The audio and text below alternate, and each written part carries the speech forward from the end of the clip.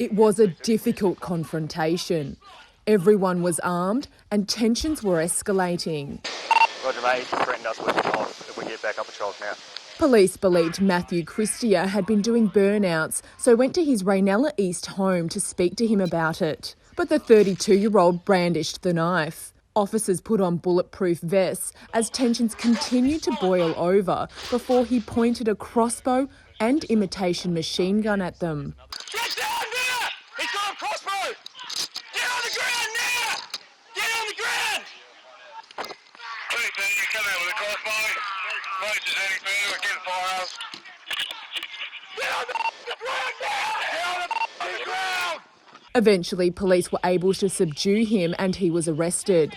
Today, Christia thanked police for not shooting him, telling the district court that his mental health spiralled out of control after being medically discharged from the army in 2012.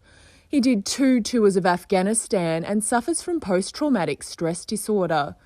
Outside court, he urged other army vets to seek help and offered this advice. Stop treating broken veterans like they're nothing and not useful.